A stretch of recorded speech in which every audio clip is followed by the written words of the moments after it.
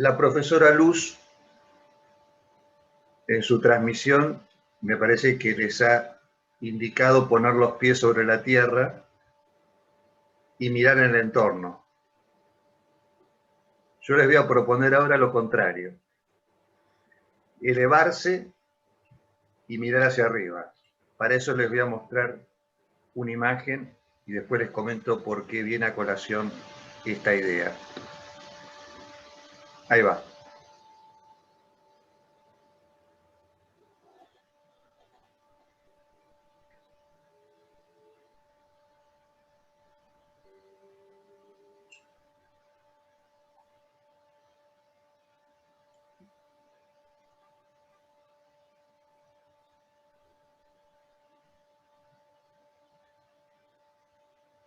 ¿Se ve bien, Luz?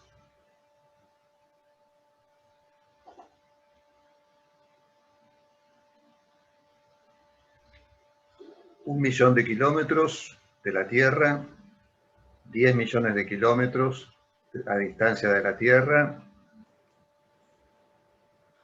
1 billón de kilómetros,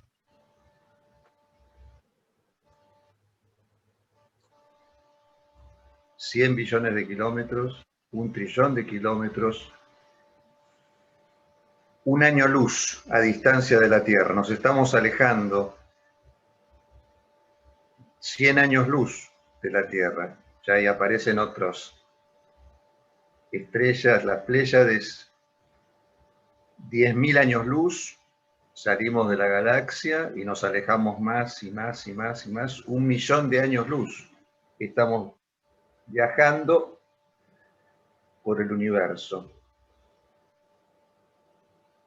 1 billón de años luz. Miren qué lejos que llegamos.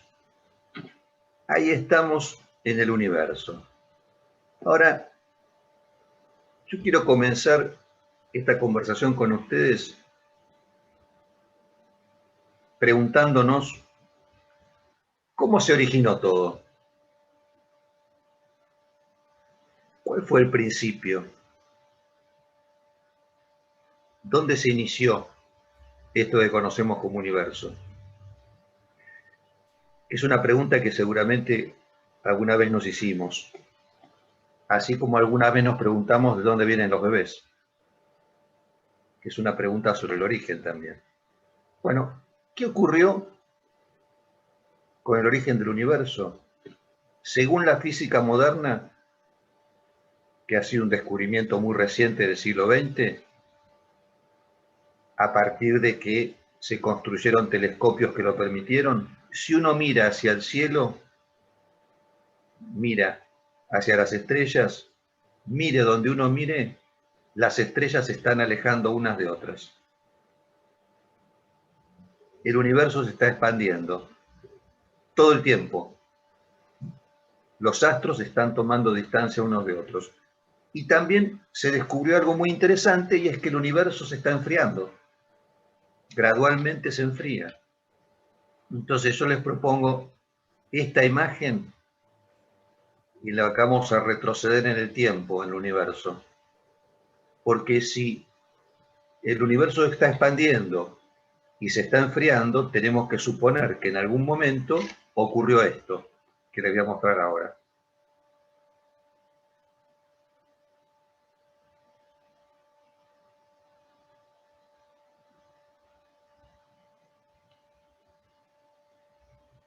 Vamos a viajar hacia atrás ahora en el tiempo. El universo no se está expandiendo, sino que está contrayendo. Como si dijéramos una cámara hacia atrás. Se contrae, se contrae, se contrae, hasta un momento en el cual, ¿qué es lo que ocurre? Justamente, si el universo se estaba expandiendo, significa que en algún momento todo el universo estuvo en un solo lugar, en un solo punto. Y si el universo se está enfriando, significa que en algún momento fue infinitamente caliente. Un punto, un puntito, en el cual el universo ocupaba todo el espacio, infinitamente condensado e infinitamente caliente. ¿Qué es lo que pasó en algún momento? ¿Explotó o no? Hubo un gran estallido.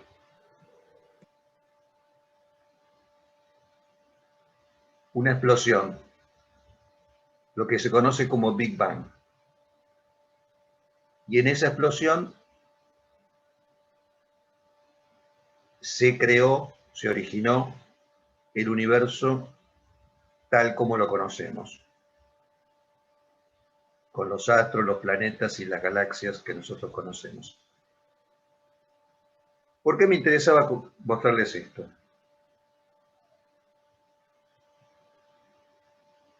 Dicen que una vez estaba un lógico matemático británico dando una conferencia sobre astronomía.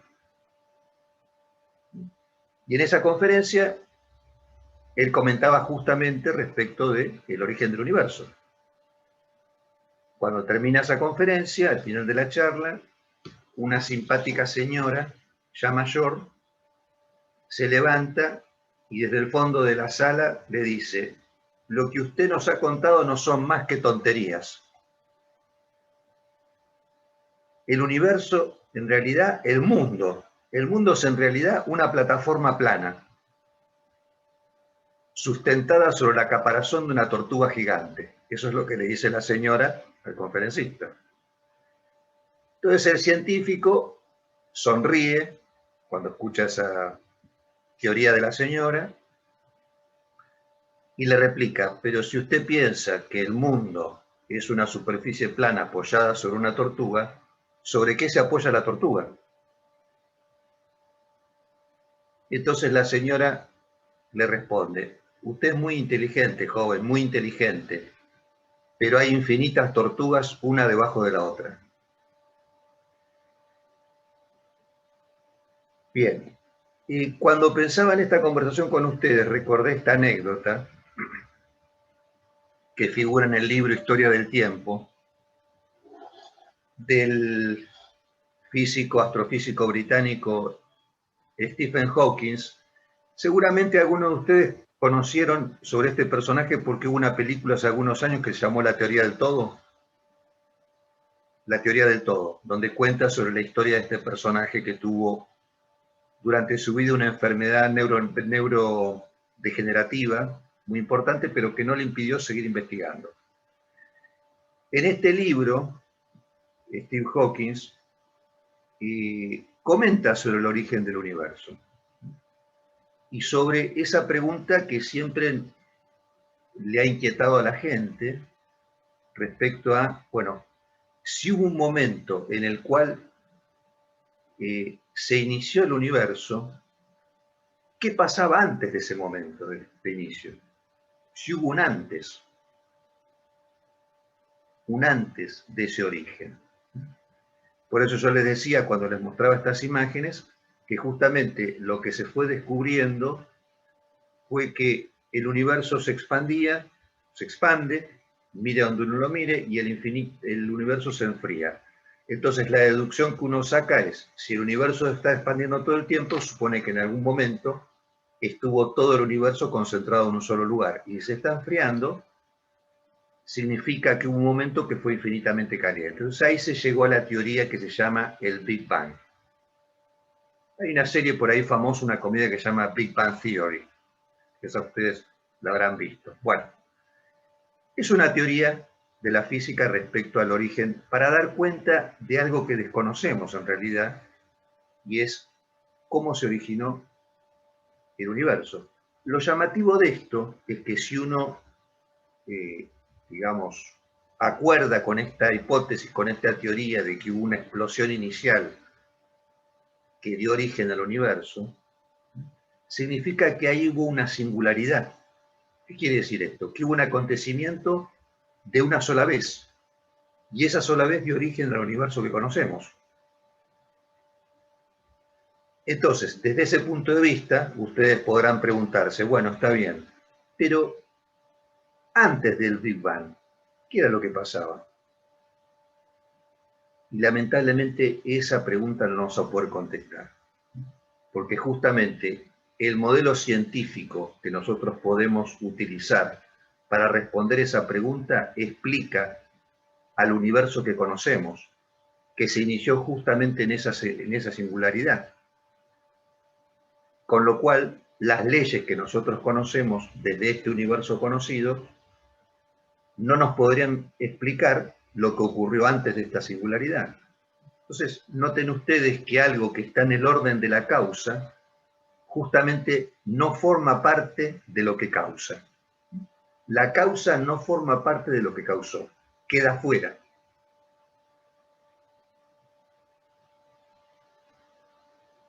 Pero por otra parte, sin embargo, esto que está en la causa del universo, si bien no forma parte de las leyes que ordenan el universo, no deja de hacer sentir sus efectos, porque, digo, el universo no deja de expandirse y el universo no deja de enfriarse. Ustedes te estarán preguntando, bueno, pero ¿qué tiene que ver esto, que es muy interesante, pero qué tendrá que ver esto con la temática que nos han encomendado abordar y que se refiere a la violencia? Yo acá les he comentado desde la física moderna una hipótesis respecto al origen de las leyes. Leyes que forman parte de un sistema. Este sistema tiene una dimensión estructural. ¿Qué es una dimensión estructural? Algo lo ha comentado recién la profesora Luz. Una dimensión estructural se caracteriza por estar configurada con elementos que se articulan entre sí y que cada elemento toma su valor de la relación misma. No tiene valor en sí mismo, sino toma su valor de la relación. ¿Y qué otra nota parece clave en la dimensión estructural? Que al parecer, ni bien se establece un universo regido por leyes, y acá me refiero no solamente al universo físico, me refiero a cualquier universo, ni bien se establece un universo regido por ciertas leyes, algo que llamamos singularidad queda excluido de ese universo. Pero sin embargo, por quedar excluido, no deja de tener una relación muy particular con ese universo del cual no forma parte. Y acá tenemos una temática muy interesante respecto a eso, porque sobre los orígenes nosotros podemos pensar una mitología, un mito, ¿no? que nos recree esa posibilidad. La religión de alguna manera nos provee una mitología y es muy respetable, cada uno se apoya en sus creencias, pero yo diría que el mito siempre es el intento de darle forma épica a algo que opera en la estructura. El mito es el intento de darle forma épica a algo que opera en la estructura. Cuando digo darle forma épica, le estoy diciendo darle una imagen a eso. Y acá me apoyo en algo que trajo a colación Valentina, si mal no recuerdo, cuando leyó uno de los textos que recortó, me llamó la atención porque recortó 3 registros, real, simbólico e imaginario, que son 3 registros que corresponden, como si dijera, a una lectura avanzada del psicoanálisis. Bueno, acá podemos encontrar esos 3 registros, lo real, lo simbólico y lo imaginario.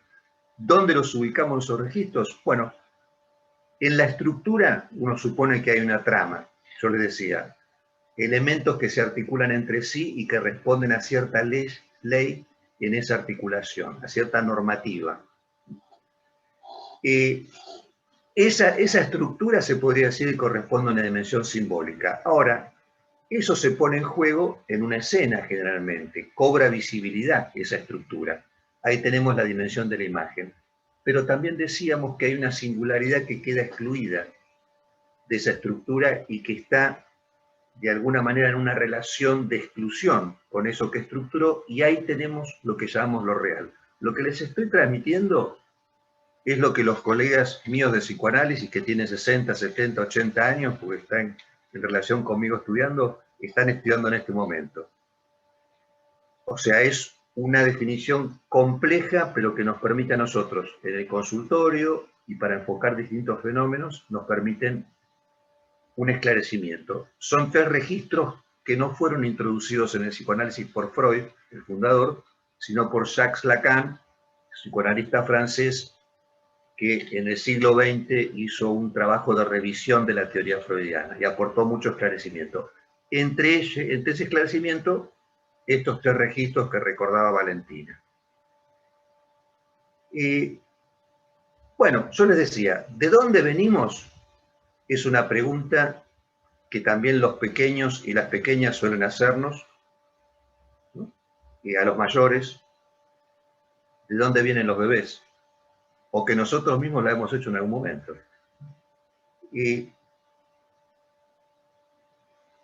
Pero justamente es una pregunta que no podemos responder. Ustedes me dirán, bueno, pero sabemos de dónde vienen los bebés. Yo les diría que si me preguntan a mí de dónde vienen los bebés, yo no sé. Finalmente, si yo me pongo a explorar el origen, es difícil responder. Digamos, respecto al origen, lo que sabemos del origen, tenemos un agujero allí. Así como tenemos un agujero en el saber respecto de la muerte, porque de la muerte nada sabemos, porque no pasamos por ella, no tenemos la experiencia de la muerte. Tenemos la experiencia de la muerte de los otros, pero no la propia. Con lo cual ahí tenemos también un saber en falta. Y fíjense qué curioso que es, porque en esta vida que estamos transitando como si fuera un pasillo, en los dos extremos, que son los del origen y los de la muerte, nosotros no sabemos, estamos agujereados allí. Y nuestra existencia transcurre teniendo que hacernos cargo de esto que no sabemos, que es lo relativo a la sexualidad y a la muerte, porque el origen tiene que ver justamente con la sexualidad. Ahora bien, no me pareció descabellado comenzar esta charla con ustedes hablando justamente del universo y de la historia del tiempo. ¿Por qué? Porque la dimensión estructural de la violencia, sin estar en el orden científico, esa dimensión estructural también admite un universo, una relación con las leyes, una singularidad, una formalización y una mitología. Yo les he comentado que me dedico a la práctica y transmisión del psicoanálisis, y para quienes tenemos esa actividad hay un paradigma de lo que constituye esa vinculación entre la violencia, el mito y la estructura, que se ha dado en llamar el primer mito moderno, quizás el último, y que lo introdujo justamente el fundador del psicoanálisis. Es un mito, como yo le decía. El mito, bueno, es un intento de darle forma épica a lo que opera en la estructura. No nos quedamos con la anécdota del mito, nos quedamos con lo que esto representa como una estructura que puede permitirnos comenzar a entender algo de justamente el origen, esta vez el origen de la dimensión de la violencia. Y les voy a mostrar un videito muy corto, muy simpático, que también elegí especialmente para mostrarles a ustedes, porque tiene que ver con este mito que yo les comento que está dentro de la conceptualización freudiana. Ya se los comparto. Es un fragmento de una muy antigua película, quizás ustedes la habrán visto. Yo la vi cuando era chiquito, la vi cuando tenía 8 años, perdón, 10, en 1968. Y quedé muy impresionado de pequeño cuando vi esta película. Paso a compartirles la pantalla. Son unas escenas muy interesantes, muy cortito el fragmento. Bueno, imaginen, estamos en el momento en el cual una tribu, un clan, está en el umbral de la humanidad, está ahí en el borde entre la animalidad y la humanidad, ahí, ya a punto de, ocurre algo extraordinario ahí, fíjense.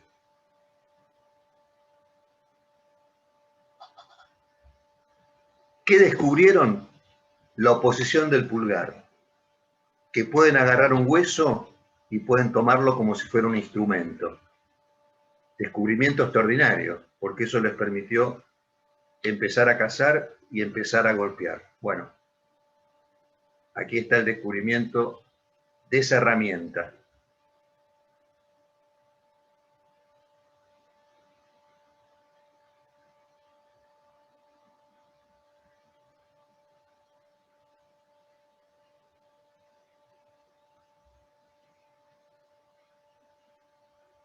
Bueno, fíjense a dónde llegamos, del hueso acá, del hueso a esta instancia. Satélite. De arrojar el hueso, que fue un instrumento, una herramienta que está en el origen de la relación con el trabajo. Y les decía, este mito que introduce Freud dice así: en el origen existía una horda, un clan, en la que había un número de individuos indiferenciados, individuos no humanos todavía. En esa masa, en ese clan, sin embargo, había uno que se distinguía ante otros, uno diferente, más fuerte que el resto, que imponía su poder. No solamente imponía su poder, sino que monopolizaba las hembras. Monopolio del poder y monopolio del sexo ahí.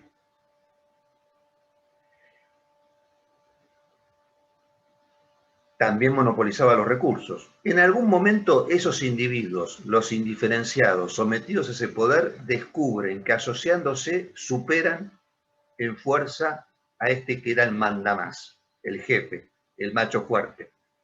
¿Qué ocurre? Proceden a la matanza de ese líder.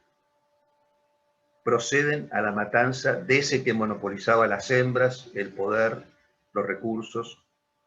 ¿Por qué? Descubren que si se juntan, lo pueden reducir y lo pueden liquidar. Y lo liquidan. Pero no solamente lo matan, sino también que lo devoran. Y no solamente lo devoran, sino que imitan los sonidos y los movimientos de lo que ha matado. Ustedes saben que en muchas culturas primitivas se suponía que incorporando al rival, uno adquiría sus poderes, sus capacidades y sus virtudes. De hecho, la incorporación, fíjense que está muy ligada a la religión católica, por ejemplo, la religión cristiana. No sé cuántos profesan aquí la religión o cuántos han tomado la comunión, pero vieron que en ese rito cristiano se da este hecho un tanto canibalístico, que es: este es el cuerpo de Jesús. No es que esto representa el cuerpo de Jesús, esto es el cuerpo de Jesús y esta es la sangre. ¿Y qué hacemos? La tomamos y la comemos. Fíjense cómo se replica ahí algo que tiene que ver con, bueno, incorporar justamente lo que uno considera que es un factor de virtud, de cierta cualidad o de cierta purificación también. Bueno, esta es la matriz fundacional de la matanza y devoración de eso que luego del acto comienza a denominarse padre, que es una matanza perpetrada por este clan que a partir de la matanza, del asesinato, reconoce sus lazos de hermandad, no antes. Antes, solo decía, eran una serie de individuos indiferenciados. Esto representa el inicio del derecho, del Estado de Derecho. Fíjense que el Estado de Derecho podría estar vinculado justamente a un episodio de violencia y a un asesinato. Primordial. No es descabellado pensarlo así. ¿Qué pasa entonces? Iniciado este Estado de Derecho, donde, claro, tienen que ponerse de acuerdo, porque aunque haya alguien que quiera volver a intentar, intente nuevamente tomar el poder, los otros también lo van a liquidar, hasta que digan, bueno, basta de liquidarnos, tenemos que ponernos de acuerdo. Muchachos, vamos a ponernos de acuerdo. Se ponen de acuerdo y esto implica una alianza, pactan una alianza. Entonces, el lugar que antes ocupaba el mandamás, el lugar que antes ocupaba el patrón, lo pasa a ocupar la ley. La ley pasa a ocupar ese lugar vacío.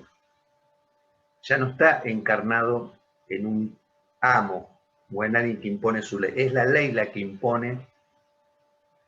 Y por otra parte, noten que también eso señala el inicio quizás de la religión, porque ese que fue asesinado pasa a ser un tótem, un símbolo. No quiero extenderme sobre eso, tan solo señalar que esta no es una historia sobre la cual debe interesarnos el valor de verdad en cuanto a que realmente aconteció, sino solo representa, como les decía respecto del origen del universo, algo que llegamos a través de cierta deducción. Bueno, ustedes también se preguntarán, ¿qué interés podía tener para Freud, el fundador del psicoanálisis, abordar esta temática del origen de la civilización? Lo voy a decir de este modo. Freud lo que descubre es el inconsciente, a partir del tratamiento de sus pacientes. Y en ese abordaje también descubre que los individuos en su constitución como sujetos de la cultura van replicando una relación con las normas que de algún modo reproduce la relación que han tenido con las normas en el inicio, con el Estado de Derecho, esta escena primordial.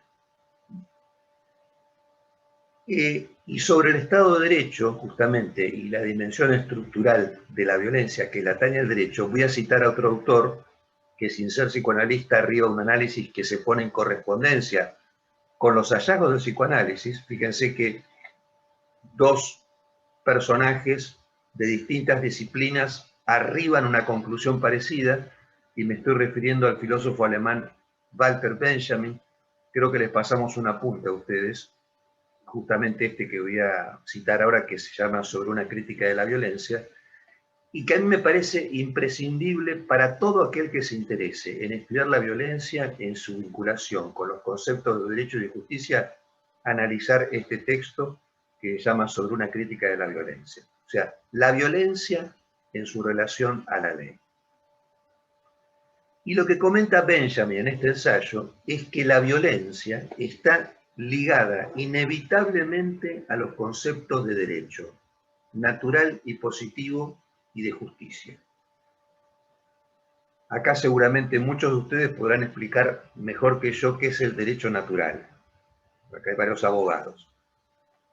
Y les pido por favor que eventualmente me interrumpan si quisieran comentar algo, aclarar algo o intervenir de algún modo. No duden en interrumpirme. El derecho natural, dice Benjamin, ligado y de justicia, ligado a la violencia. El derecho natural postula que el uso de la violencia es legítimo cuando se usa para fines justos. Esto fue citado por la profesora hoy, ¿no? Un entendimiento de la violencia como legítima cuando es un medio justificado cuando se aplica a un fin que se considera justo. Es el derecho natural. El derecho positivo, en cambio, establece que se puede garantizar la justicia de los fines mediante la legitimación de los medios. Vieron que ahí estamos ya en otro panorama. No es que los medios o los fines justifican los medios, sino que el medio debe ser legítimo, si no el fin, de alguna manera, si no es legítimo el medio, el fin no queda legitimado. Para Benjamin, el derecho natural es fundador de la noción de derecho, mientras que el derecho positivo es conservador. Y entre estos dos derechos, el natural y el positivo, se ofrecen argumentos de respaldo mutuo. Fíjense acá cómo el derecho natural justamente ocupa el lugar de una singularidad, de algo que está en la causa del derecho, en lo que lo funda. Quiero decir, en algún momento el fin justificó los medios, supónganse, asesinar a este animal fuerte, pero ocurrida esa singularidad, lo que aplica entonces ahora es el derecho positivo, que es conservador, que es, bueno, el fin no justifica los medios ya. Arribamos a otro estado de la civilización. Y él justamente, Benjamin, así como comentáramos con Freud, postula, fíjense, insisto, cómo dos personajes de distintas disciplinas llegan a la misma conclusión. Postula Benjamin que algún camino condujo el pasaje de la fuerza o la pura violencia al derecho, y que dicho camino implicó el reconocimiento de que la fuerza mayor del individuo podía ser compensada por la asociación de varios más débiles. Entonces, tanto Benjamin como Freud, noten ustedes, nos advierten que la violencia tiene una función primordial en la fundación del Estado de Derecho. Pero, ojo, también en su preservación. Acá arribamos a una cuestión paradójica. Repito, Benjamin y Freud, y yo estoy de acuerdo en esa perspectiva, nos comentan que la violencia tiene una función primordial en la fundación del Estado de Derecho, pero también en su preservación. Puesto en estos términos, que bien podrían caracterizarse como el carácter, podríamos decir, estructurante y estructural de la violencia en la fundación y conservación de todo Estado de Derecho, advertimos entonces que acá hay un problema. Seguramente que ustedes estarán pensando, ¿cuál es la frontera que separa a la violencia lícita de la que no lo es? ¿Cuál es esa frontera? De esta conclusión, lo que a mí me interesa especialmente señalarles como prólogo de lo que les iré comentando es que no hay caracterización de la violencia sin vinculación a una trama discursiva. Así como la profesora Luz, hoy justamente en la primera cita que nos compartió, hablaba de la lectura y de la relectura, desde aquí podemos decir también, no hay caracterización de la violencia sin que esté vinculada a una trama discursiva. Una trama discursiva desde la cual aquello violento queda leído, interpretado como tal. Porque fíjense que si lo violento es lo que por definición queda excluido de un universo discursivo, porque hasta acá lo que hemos comentado, los comentarios que hizo la profesora, uno dice, bueno, esta violencia uno la considera como estando siempre en una marginalidad. Pero por otra parte, si no dejamos de tener en cuenta que hay un anudamiento estructurante con todo orden discursivo, justamente la cuestión es hasta qué punto la conformación de ciertos discursos no disponen necesariamente, por vía de la exclusión, la generación de fenómenos de violencia que inevitablemente retornan como una alteridad radical, como un efecto inesperado. Quiero decir, esto está en la base de lo que la profesora señaló, me parece, si no me equivoco, como la violencia estructural, que según entendí y escuché, es la causa, y alguna de ustedes también lo señaló, es la mayor causa de violencia, la violencia estructural. Quiero decir, esa violencia que está entramada con discursos, con una trama discursiva que genera efectos de exclusión. Ahora, lo excluido no queda desaparecido, borrado, destruido. Lo excluido retorna, ¿no? Cuando hoy mencionaron a Bin Laden, por ejemplo, que según dicen lo mataron, no sabemos. Hay una película incluso muy interesante donde comentan el operativo del asesinato de Bin Laden. Bin Laden, el líder de Al Qaeda, aparentemente el responsable del derribamiento de las Torres Gemelas. Bueno, Bin Laden pertenecía a un grupo talibán de Afganistán. En la década del 80, Afganistán fue invadida por Rusia. ¿Estados Unidos qué hizo con ese ingreso de Rusia en Afganistán? A través de sus servicios de inteligencia, Estados Unidos se vinculó con los grupos talibanes de la zona de Afganistán, fomentó un fundamentalismo, digamos, fomentó la guerra religiosa y con eso incentivó y alentó que los talibanes expulsaran a los rusos de Afganistán. Fíjense que se podría decir que en la génesis de este fundamentalismo talibán estuvo comprometida la CIA, estuvo comprometido Estados Unidos. ¿Qué pasa 20 años después? Perdón. Sí, 20 años después, los talibanes les derriban las Torres Gemelas. O sea, ahí tienen como algo, una trama discursiva que se genera allí, que de repente seguramente provoca ciertos fenómenos de exclusión que retornan de manera inesperada hacia aquel que había estado en el origen y en la generación de ese fundamentalismo.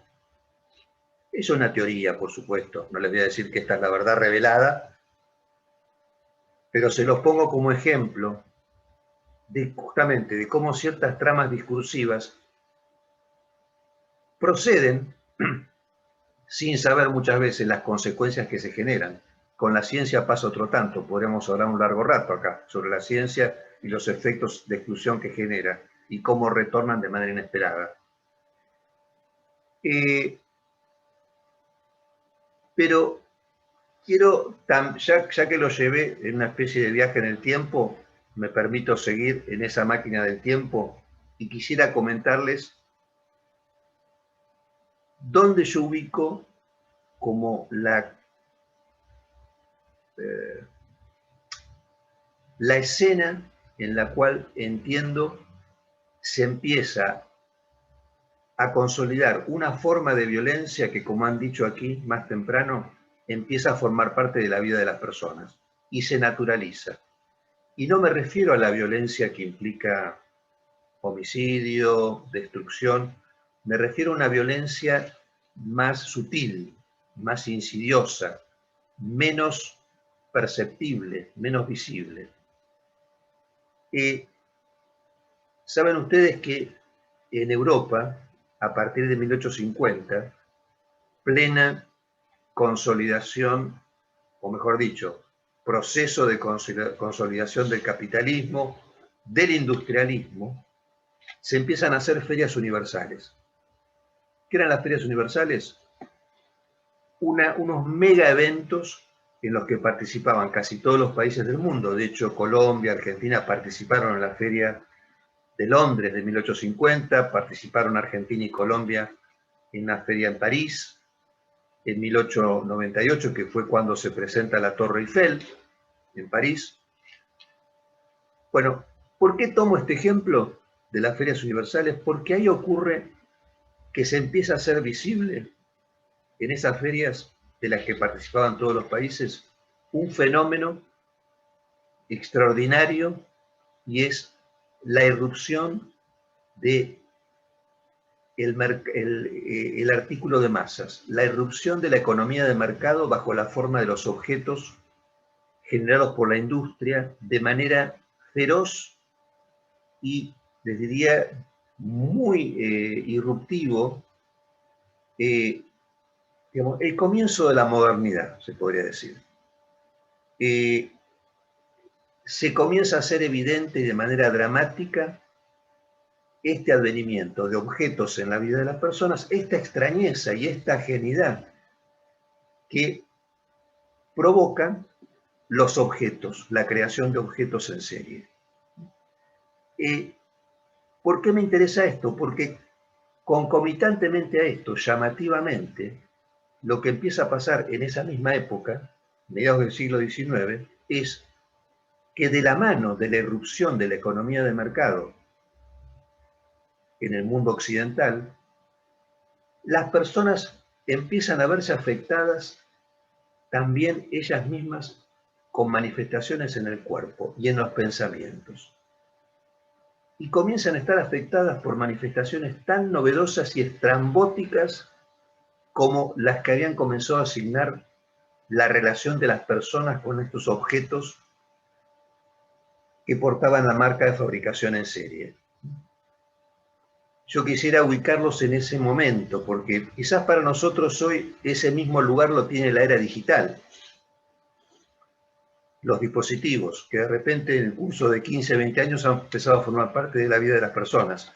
Imaginen, mediados del siglo XIX, la irrupción de la economía de mercado con estos objetos que invaden la vida de las personas que hasta ese momento venían conectándose con objetos ligados a la tradición, al folclore, al linaje de cada lugar.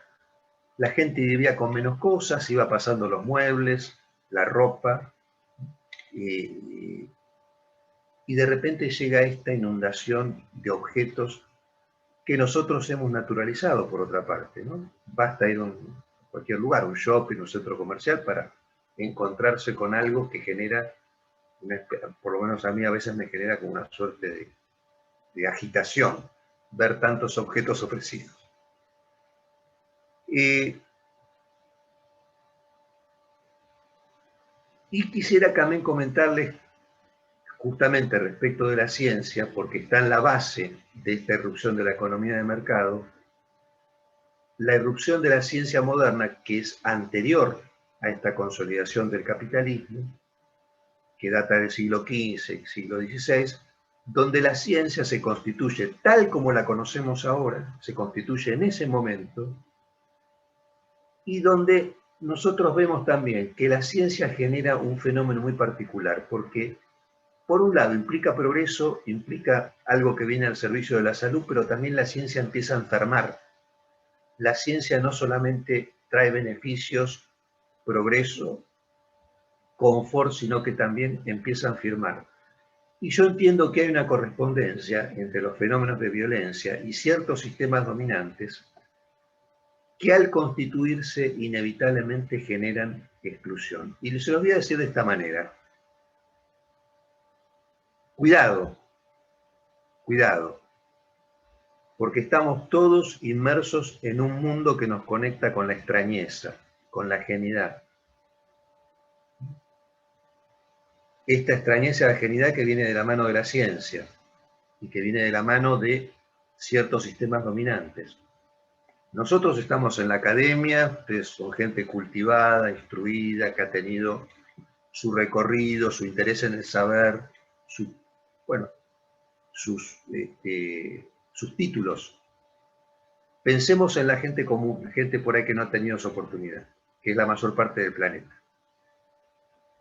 La mayor parte del planeta está también bajo las condiciones de algo que genera extrañeza, ajenidad, y es la ciencia o ciertos fenómenos que se van generando y que sumen a la gente en cierta inquietud y cierta incertidumbre. ¿Qué es lo que puede ocurrir en este sentido, que ya está ocurriendo? Que la mayor parte de la gente común, la gente más sencilla, invadida por esa extrañeza, se corra hacia lugares donde encontrar un sentido.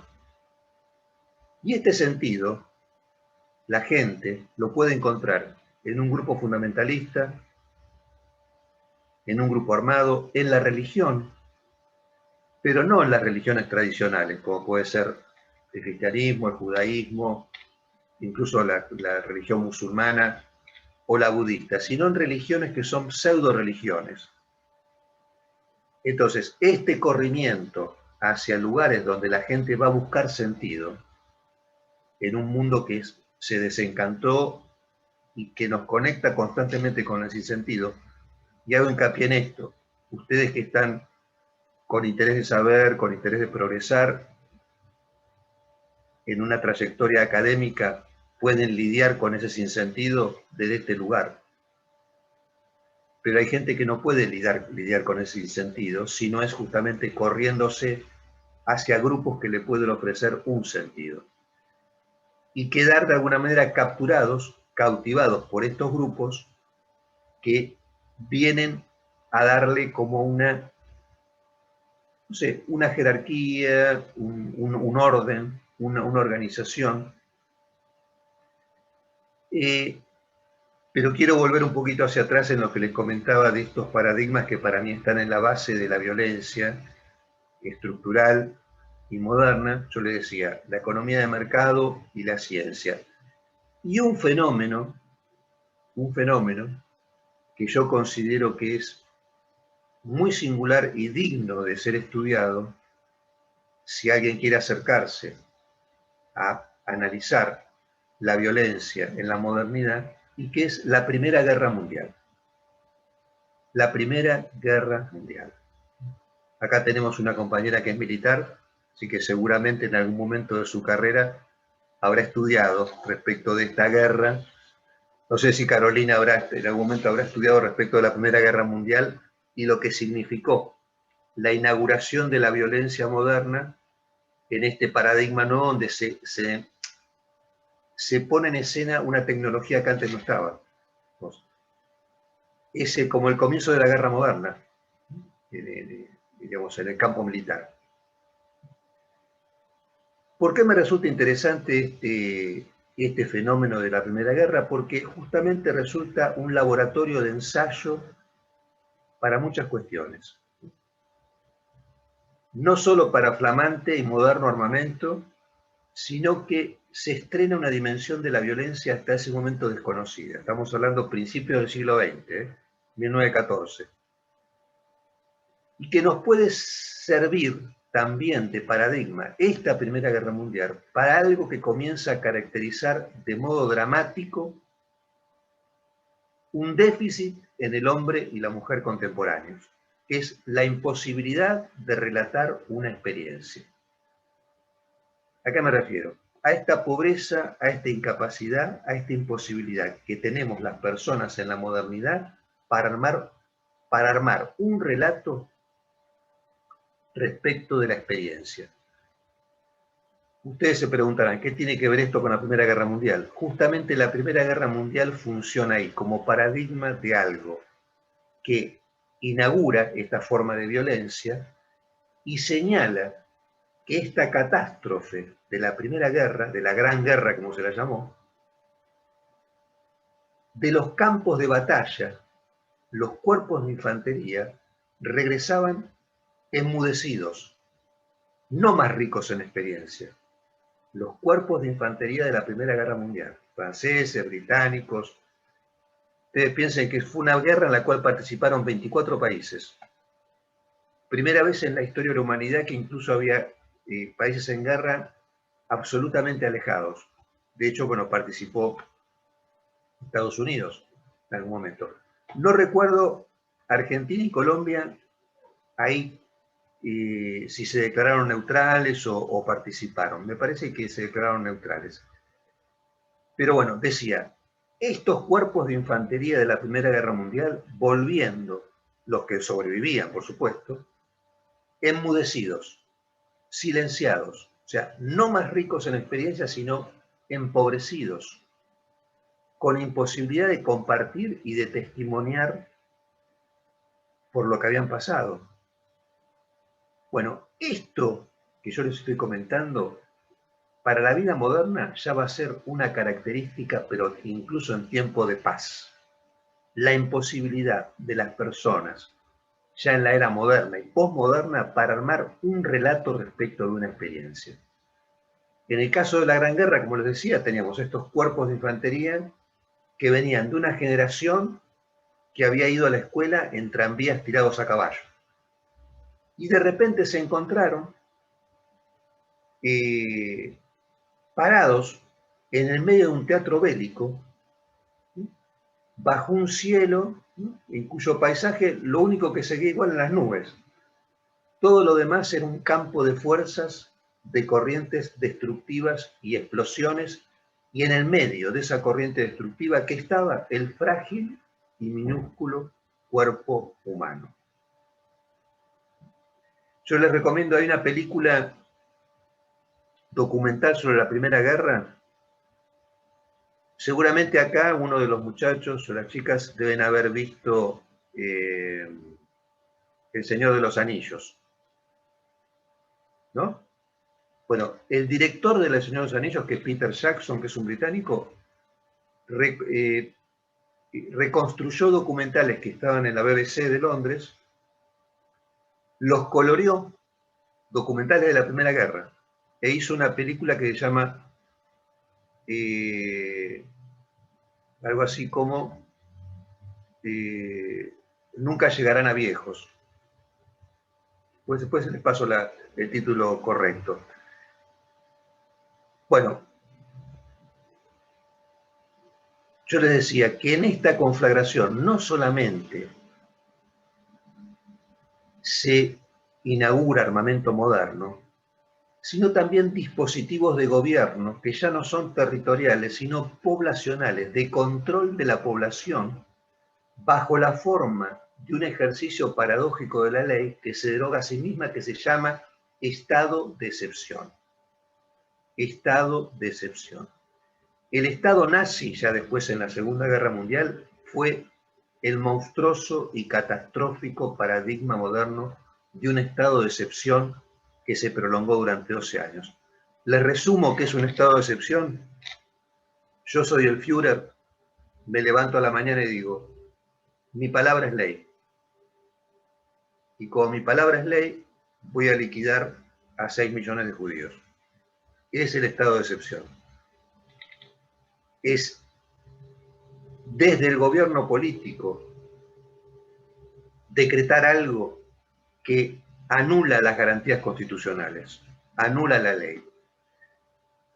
De hecho, yo hablaba de las Torres Gemelas, ustedes sabrán que después de las Torres Gemelas, Bush hijo, decretó la ley patriótica, por la cual Estados Unidos, amparado con esa ley, decreta que por seguridad del Estado se pueden anular las garantías institucionales de los individuos.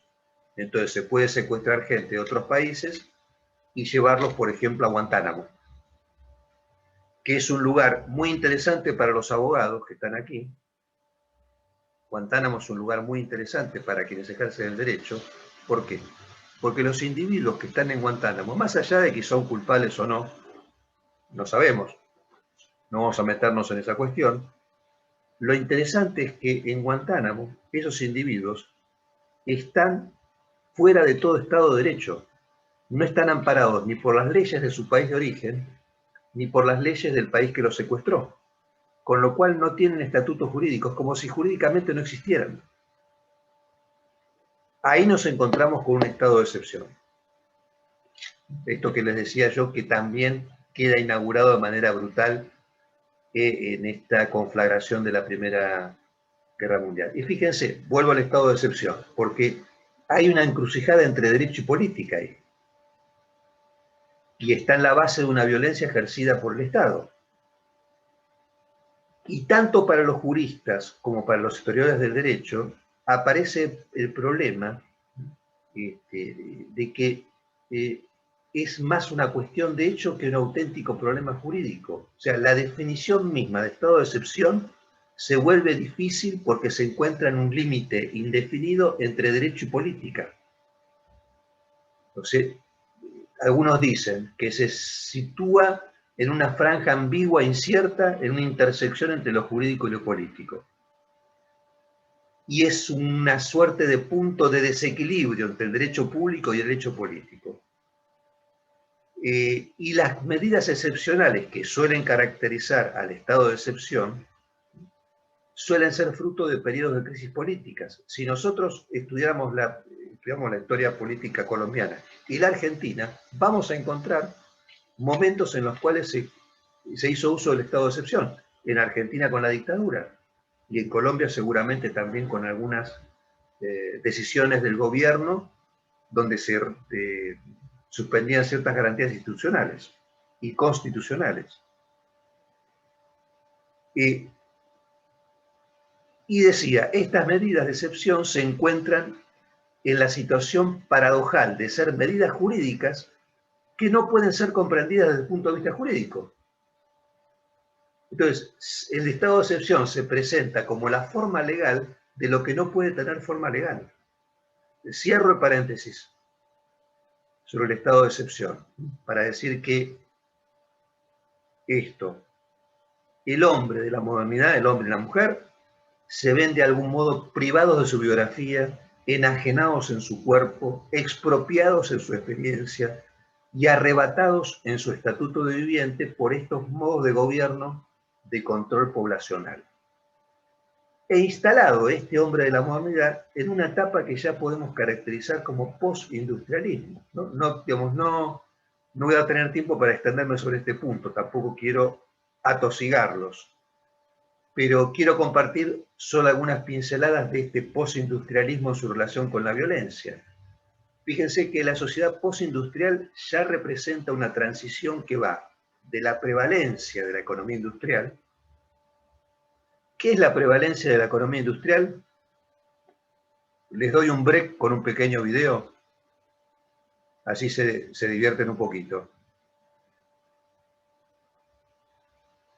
Les comparto pantalla para que ilustremos qué implica esto de la economía industrial versus la economía postindustrial. Vamos a la economía industrial.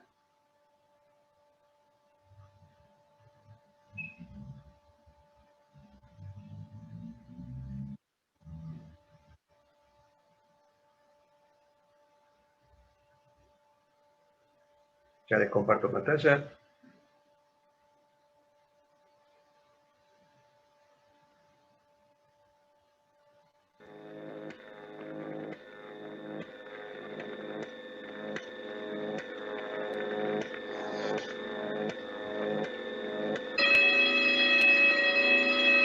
Película de 1930, ¿eh? Sección 5, aumente velocidad a 4.1.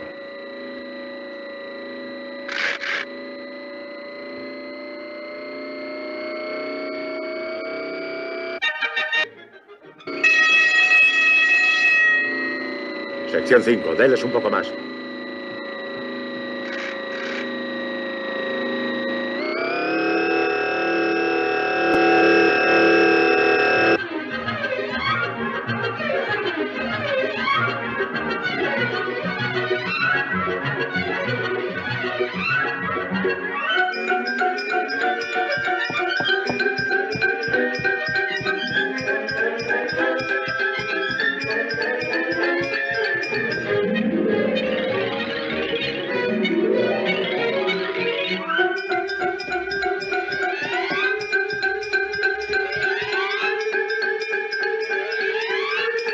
Se ha vuelto loco.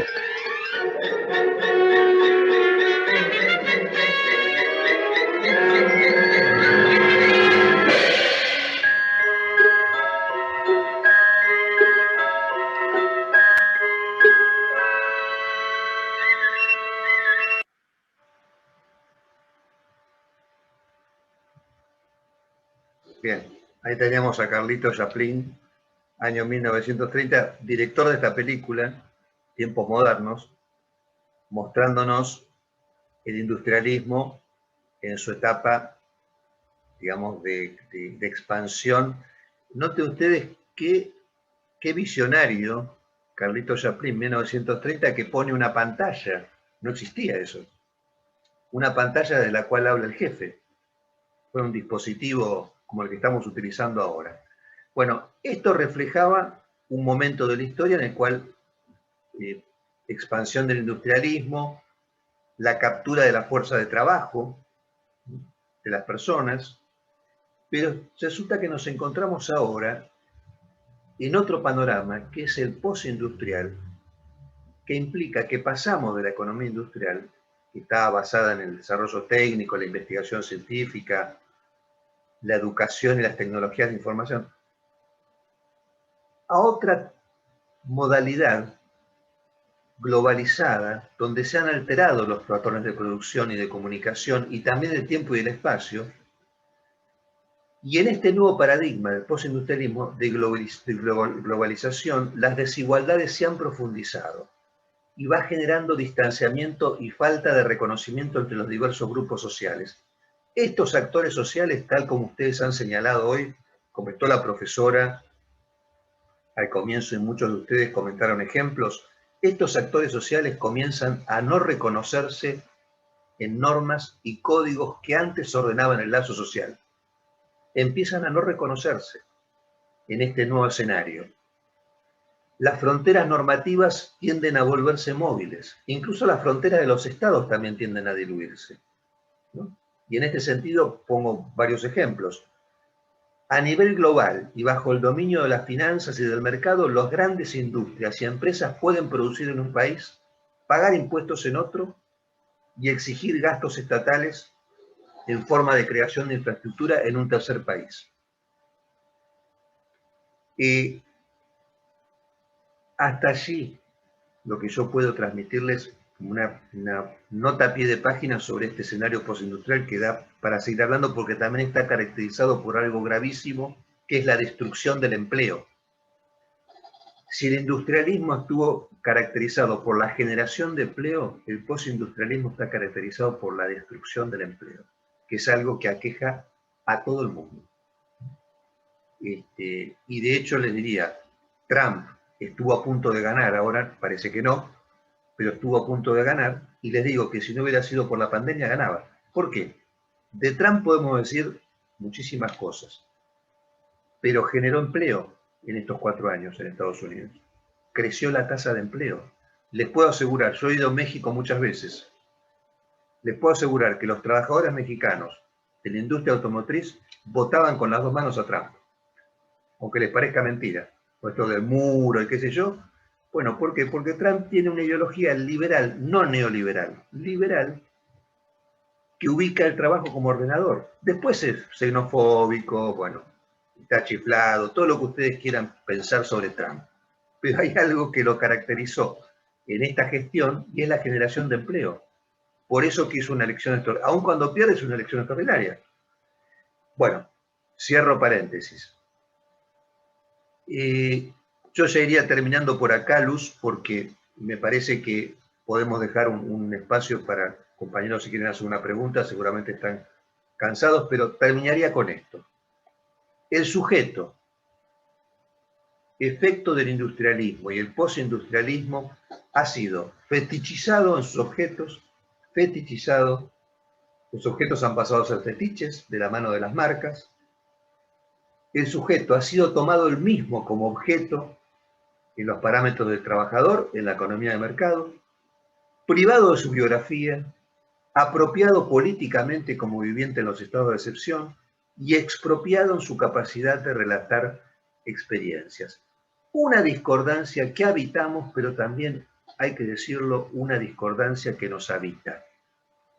Justamente sobre esa discordancia que habitamos, pero que también nos habita, mañana y pasado yo voy a hablarles sobre infancia y adolescencia, para que entendamos que estas cuestiones también están en nuestra constitución como sujetos. La violencia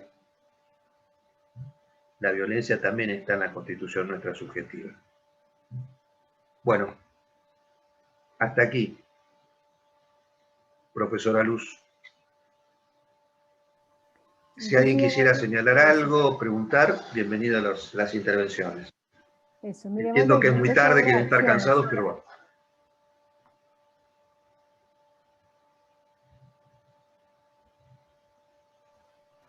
¿Algún comentario, pregunta, reacción a esos planteamientos?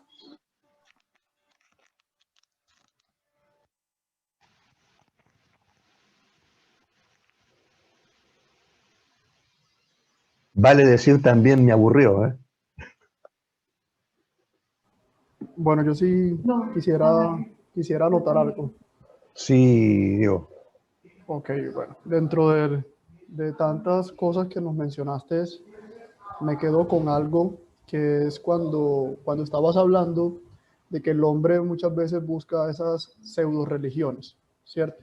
Esas pseudo religiones incluso lo traigo a colisión con muchos de los atentados, por ejemplo, que pasan en Europa, son por personas de la misma, muchos dicen, no, son islámicos, son árabes. La mayoría no, son del mismo país. El atentado en Bélgica eran belgas, Francia, muchos eran franceses. Entonces, realmente es que las personas siempre tienden a decir, no, son los islámicos los que están haciendo eso, pero no se dan cuenta quizás el vacío tan grande que puede sentir una persona del primer mundo, que supuestamente lo puede tener todo, pero realmente como que está siempre en la búsqueda de ver dónde encaja, de ver dónde me va a ir mejor. Y lastimosamente busca dónde encaja es en esos grupos extremistas, porque ni siquiera es una religión, es un extremismo que lo lleva a pensar que quizás ese sea el camino, como los atentados en colegios en Estados Unidos de esos jóvenes que quizás de pronto nunca han ido, no conocen la religión del Islam ni siquiera, pero se meten a internet y a través de internet se dan cuenta de todo lo que ellos hacen y les gusta y supuestamente profesan la religión, o sí, y ahí poco a poco van más jóvenes, o ni siquiera jóvenes, adultos, que tienen ese vacío, pero no sé si es un vacío religioso o es quizás un vacío que le da la misma sociedad, como de no encajar de no encajar en nada, ¿cierto? Y terminan es buscando como que cosas para hacerse notar. Entonces ese es como el aporte que quería dar. Sí, te agradezco mucho, Diego, el aporte, muy, muy interesante, y yo coincido contigo, y me parece muy oportuno que hayas citado estos ejemplos que atañen a lo que conocemos como primer mundo, porque estamos hablando de nuestra realidad latinoamericana. Y cierto es que la inequidad, los fenómenos de exclusión, de marginalidad están en la base de la violencia, pero también nos llama la atención y nos convoca para la reflexión cómo en los países donde vos bien decías, la gente está en una zona distinta de confort, también ahí pueden agitarse fenómenos de violencia extrema de la mano de eso que vos comentabas, quizás de un vacío, ¿no?, que genera la falta de sentido y la búsqueda de algo que me ordene, me dé un lugar en este mundo, aunque más no sea que ese lugar en el mundo implique digamos, que yo desaparezca. Pero por ahí el encuentro de una trascendencia en eso. Valentina, querías comentar algo.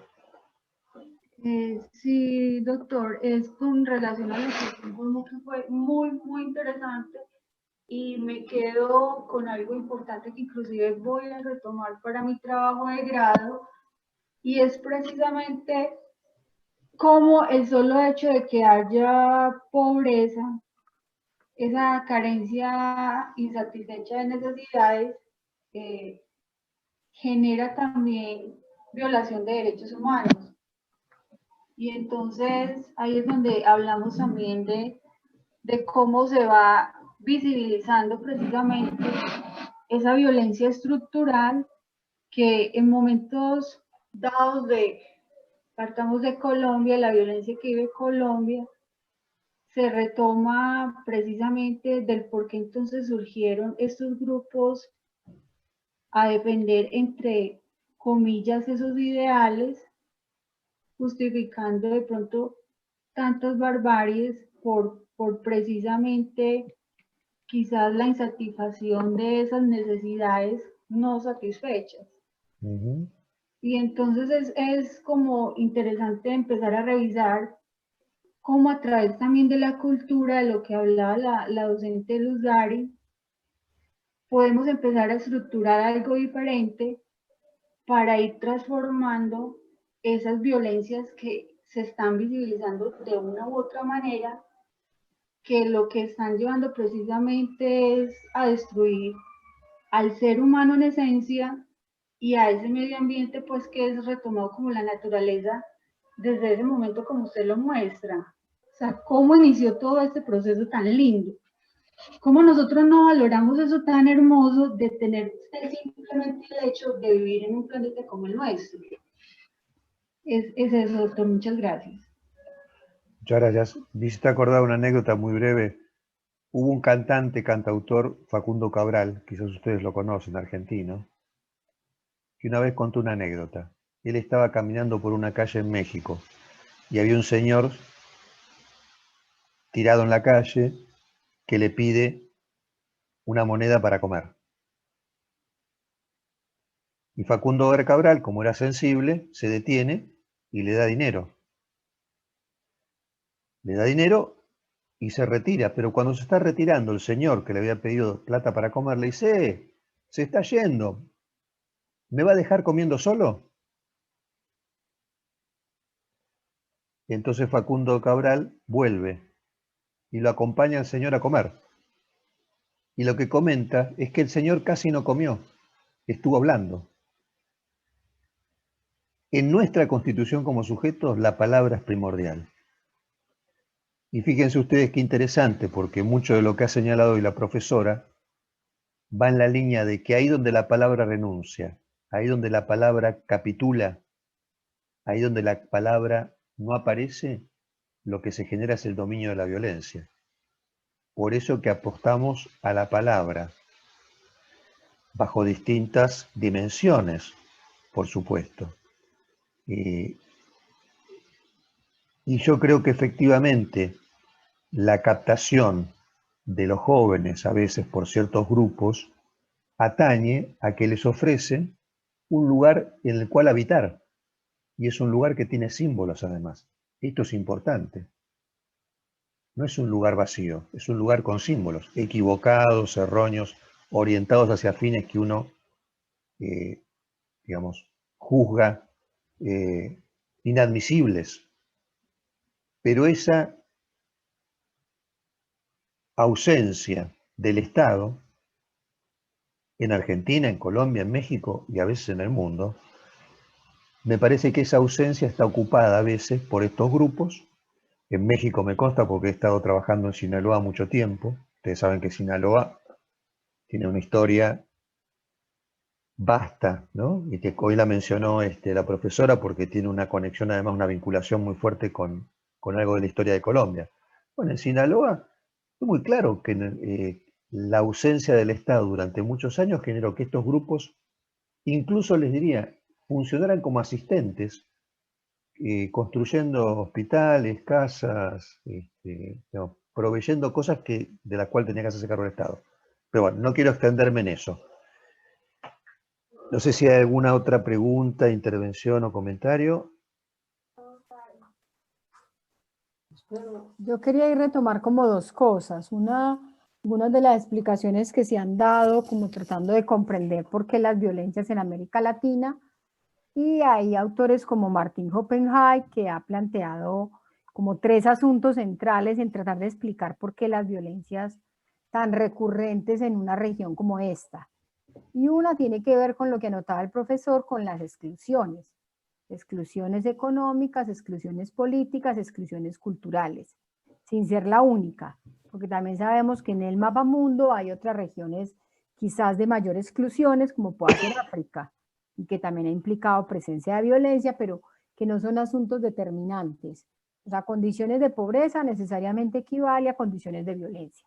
Son 2 cosas distintas y 2 fenómenos que se relacionan, pero que no están determinados el uno en el otro. El segundo asunto que plantea Hoppenheim, que pronto mañana lo trabajamos más, tiene que ver con los estados no garantes. Y creo que hay una distancia con el estado ausente, que ha sido una hipótesis muy recurrente en nuestro país, pero que no es solo ausente, sino que no garantiza. O sea, ese estado o esos funcionarios que se alían con actores ilegales, como tanto se ha planteado, como ahora notaba Carolina y como varios de ustedes han dicho. Entonces son estados que no garantizan, o son estados, por ejemplo, en el caso de comunidades afro, que entran a reconocerlas legalmente, pero en aras de poder expropiarlas, en aras de poder permitir la invasión y todo el tema mineroenergético en estos territorios. Entonces hay una discusión con ese lugar del Estado, el poder del Estado, la capacidad del Estado y la no garantía de derechos. Y 3, las prácticas represivas, que se instalan no solo desde los estados, también desde los ciudadanos, también desde las instituciones, y que parecen como ganar mucho como rasgo cultural y como rasgo justamente en las relaciones y en lo que se promueve. También con lo que decía Diego, un poco me iba a una idea de que no, digamos que se demostró y se viene demostrando con más intensidad en ese llamado primer mundo, y especialmente en Europa, en Alemania y en otros lados, y es que los derechos, la garantía de derechos no es una evolución permanente. Por ejemplo, asuntos como lo laboral, asuntos como la salud, asuntos como la educación, que se creían batallas ganadas, batallas libradas en ese primer mundo, resulta que no es así. O sea, que hay involución, que hoy no está el empleo y no están las garantías del empleo, que hoy muchos de esos españoles, españolas, alemanes, franceses, no tienen el estímulo para estudiar porque no hay posibilidad de absorberlos como mano de obra en términos laborales. Entonces eso se empieza también a replantear que, digamos, las luchas en relación a garantías de derechos no son una lucha que evolucionen siempre en términos de garantías de la gente y en garantías de las comunidades, que hay involuciones y que pues eso requiere nuevas lecturas, nuevas estrategias en aras de poder tener condiciones más garantistas en relación a derechos humanos. Bien. Entonces, si alguien más tiene alguna anotación de esta última parte, o vamos cerrando como la sesión de hoy. Bueno. Yo creo que, espera, Dari, yo creo que ese fenómeno sucede en todos los espacios.